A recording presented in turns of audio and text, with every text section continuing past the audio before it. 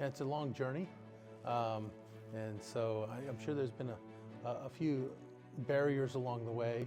What would you say one of the difficulties you've found either in before ordination or even during ordination that you would want to share with anybody thinking about it so they know what to expect? Early on and still to this day, again, growing up in a very close-knit, big farming family, leaving my family, leaving the farm was the greatest difficulty. And still, I think, is. I do miss them, but with the generosity of my abbot, I'm able to visit upwards of twice a year.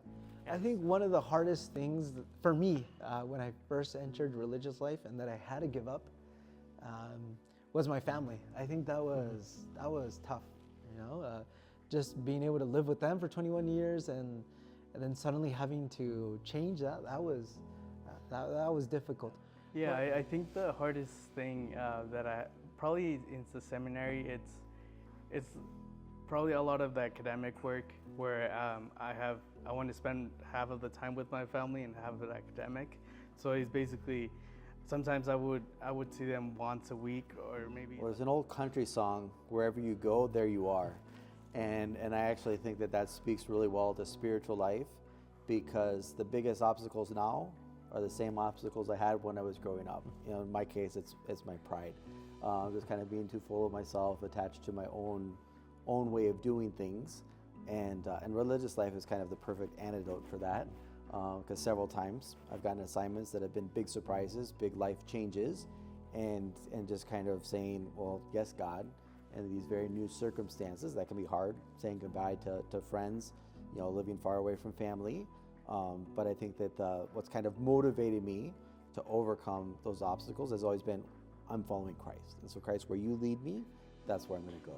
In my formation, there's a lot of emphasis on the human part. And what has been very difficult for me has been re-signifying my history, my story of salvation, right? That we all have. I think that, and the reason why it's been so difficult is because you find wounds, you find roadblocks, you find yourself with your limitations. But I think it's with that honesty and with that beautifulness, I think the beauty part has been God's grace who takes that and also transforms that.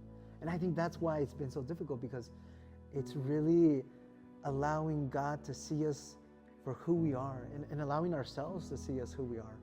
Also, there's another thing where since I'm both languages, Spanish and English, I would have the difficulty on the language, but then I'm working on it. I'm trying to learn both things at the same time and just try to make a good impression and empower myself to keep going forward. As well in our community, I'm not the only monk who has suffered in that way, and in fact, one of the greater consolations in that